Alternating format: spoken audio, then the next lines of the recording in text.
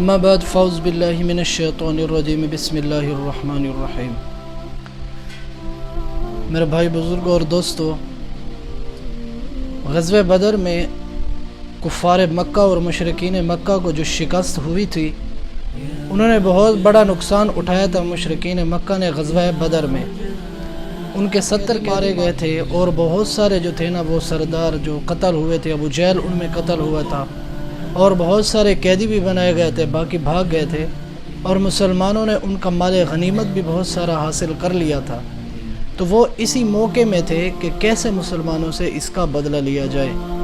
ہر وقت وہ اسی سوچ و فکر میں رہتے تھے کہ ہم مسلمانوں سے بدلہ لیتے ہیں، جو ہمارا نقصان ہوا ہے ہم مسلمانوں سے اس کا بدلہ ضرور لیں گے۔ تو لہٰذا انہوں نے بہت بڑا لشکر تیار کیا اور مسلمانوں کے خلاف جنگ کے لیے تیار ہو گئے۔ اب حضور علیہ السلام کو خبر بھی مل گئی کہ جو مشرکین مکہ ہیں وہ جنگ کے لیے آ رہے ہیں، ابو سفیان جو جنگ کے لیے آ رہے ہیں، کیا کیا جائے؟ صحابہ رضی اللہ عنہ سے مشورہ کیا کہ کیا کیا جائے، شہر کے اندر رہ کر جنگ کی جائے یا شہر سے باہر نکلا جائے؟ تو باقی صحابہ رضی اللہ تعالیٰ عنہ نے تو فرمایا کہ شہر کے اندر رہ کر جنگ کرتے ہیں، لیکن جو صحابہ کرام رضی اللہ عنہ غزوہ بدر میں شریک نہیں ہو سکے تھے، اسلام کی سب سے پہلی جو جنگ تھی اس میں شریک نہیں ہو سکے تھے، ان کے جو جذبے تھے وہ عروج پر تھے، وہ یہ سوچ رہے تھے، ان کی یہ خواہش تھی کہ ہم بدر میں بھی شریک نہیں ہو سکے، لہٰذا شہر سے باہر نکل کر جنگ کرتے ہیں۔ صحابہ رضی اللہ تعالیٰ عنہ نے یہ مشورہ دیا جو بدر میں شریک نہیں ہو سکے تھے۔ اب حضور علیہ السلام نے یہ مشورہ دیا کہ میرا مشورہ یہ ہے کہ شہر کے اندر رہ کر جنگ کرتے ہیں، لہٰذا حضور علیہ السلام اپنے گھر میں تشریف لے گئے۔ وہاں حضور علیہ السلام نے مکمل ہتھیار پہن لیا، جو جنگی سامان ہوتا ہے وہ اٹھا لیا۔ جب حضور علیہ السلام گھر تشریف لے گئے تو جن صحابہ کرام رضی اللہ تعالیٰ عنہ نے یہ مشورہ دیا تھا کہ شہر سے باہر چل کر جنگ کرتے ہیں، تو ان کو ذرا احساس ہوا کہ ہم نے حضور علیہ السلام کے مشورے کو ترجیح نہیں دی۔ تو جب حضور صلی اللہ تعالیٰ علیہ وسلم واپس آگے صحابہ رضی اللہ تعالیٰ عنہ کے پاس، صحابہ رضی اللہ تعالیٰ عنہ نے فرمایا کہ یا رسول اللہ، آپ کا جو مشورہ ہے وہ ٹھیک ہے، لہٰذا شہر سے باہر نکل کر جنگ کرتے ہیں۔ حضور صلی اللہ تعالیٰ علیہ وسلم نے فرمایا کہ اب یہ نہیں ہو سکتا، اس لیے کہ نبی جو ہتھیار پہن لیتا ہے تب وہ جنگ کیے بغیر اتارتا نہیں ہے۔ تو منافقین بھی اس مجلس میں بیٹھے تھے۔ منافقین تو ہمیشہ یہ بہانہ ڈھونڈتے تھے کسی نہ کسی طرح ہماری جو ہے نا جان بچ جائے۔ انہوں نے یہ مشورہ دیا کہ شہر کے اندر رہ کر جنگ کرتے ہیں، کیونکہ ان کا جنگ کا ارادہ تو تھا ہی نہیں۔ تو لہٰذا جن صحابہ رضی اللہ تعالیٰ عنہ نے مشورہ دیا تھا کہ شہر سے باہر چل کر جنگ کرتے ہیں، تو حضور علیہ السلام نے انہی کے مشورے کو ترجیح دے کر جنگ کے لیے روانہ ہو گئے۔ موت کا جو مقام تھا وہاں پر جب پہنچے تو کفار بھی پہنچ چکے تھے، مسلمانوں کی تعداد کم تھی اور جو کفار کی جو تعداد تھی نا وہ زیادہ تھی۔ حضور علیہ السلام جو تھے نا وہ سارے صحابہ رضی اللہ تعالیٰ عنہ کو یہ کمانڈ کر رہے تھے، سارے صحابہ رضی اللہ تعالیٰ عنہ کی ترتیب دے رہے تھے کہ کس صحابی نے، کس شخص نے یہاں پر ٹھہرنا ہے، کس نے پہلے جانا ہے۔ سارے صفوں کی جو ترتیب تھی وہ حضور علیہ السلام ترتیب دے رہے تھے، اور 40 تیر اندازوں کو حضور علیہ السلام نے پہاڑی درے پر مقرر فرمایا جہاں سے دشمن کے آنے کا خوف تھا۔ 40 تیر اندازوں کو حضور صلی اللہ علیہ وسلم نے وہاں مقرر فرمایا کہ تم وہاں پر جاؤ، اور جب تک میں نہ کہوں تب تک تم نے وہاں سے نہیں ہٹنا، چاہے ہماری شکست ہو جائے، چاہے ہم جنگ جیت جائیں، جو بھی ہو جائے، تم نے ہر حال میں اپنی جگہ کو نہیں چھوڑنا۔ تو وہ صحابہ کرام رضی اللہ تعالیٰ عنہ 40 تیر انداز وہاں پر چلے گئے، احد کے پہاڑ پر جہاں سے دشمن کے آنے کا خوف تھا وہ وہاں پر چلے گئے۔ اب جنگ شروع ہو گئی۔ جب جنگ شروع ہو گئی تو شروع میں جو نا مسلمانوں کو اللہ رب العزت نے فتح نصیب فرمائی۔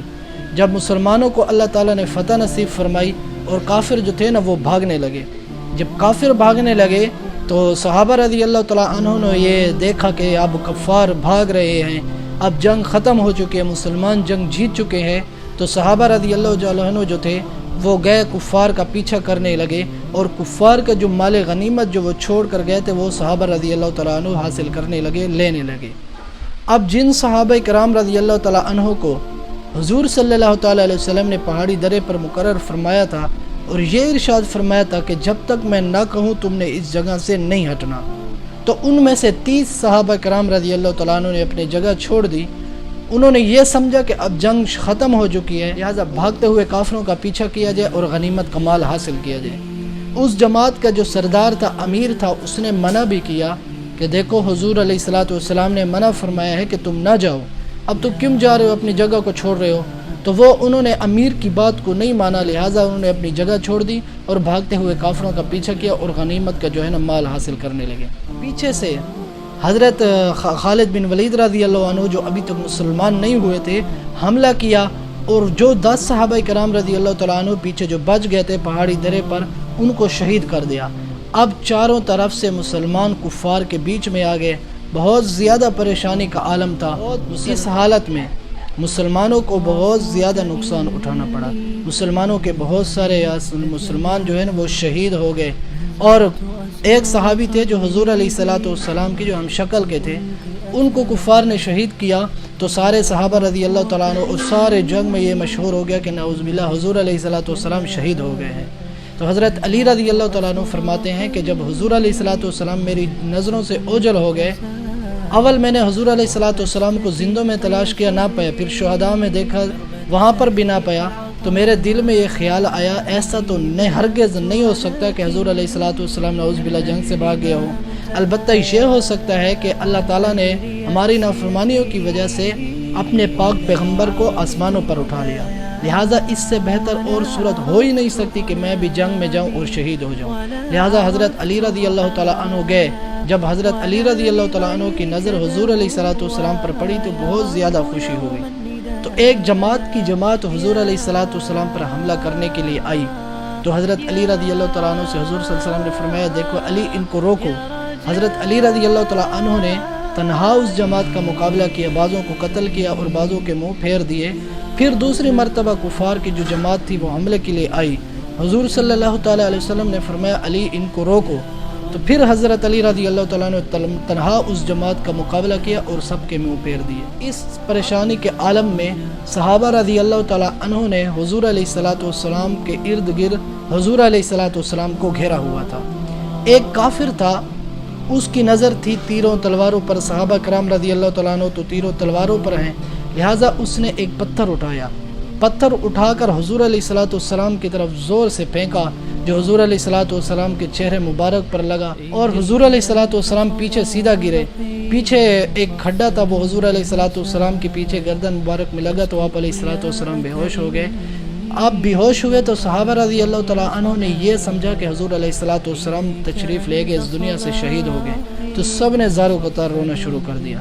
تھوڑی دیر کے بعد حضور علیہ الصلوۃ والسلام کو ہوش آیا، تو حضور صلی اللہ تعالیٰ علیہ وسلم سے صحابہ کرام رضی اللہ تعالیٰ عنہ فرمانے لگے یا رسول اللہ، اب تو ان مشرکین مکہ کے لیے، ان کافروں کے لیے آپ بد دعا فرما دیں۔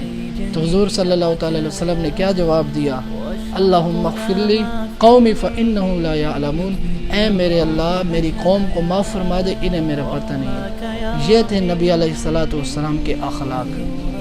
اب جن صحابہ کرام رضی اللہ تعالیٰ عنہ نے جگہ چھوڑ دی تھی، ان کے بارے میں یہ ہرگز خیال نہیں رکھنا چاہیے کہ انہوں نے حضور علیہ الصلوۃ والسلام کے حکم کی نافرمانی کی، بے شک انہوں نے یہ نافرمانی کی، لیکن اللہ رب العزت نے قرآن مجید میں ان کی معافی کا اعلان فرما دیا۔ اللہ تعالیٰ فرماتے ہیں کہ میں نے تمہیں معاف فرما دیا۔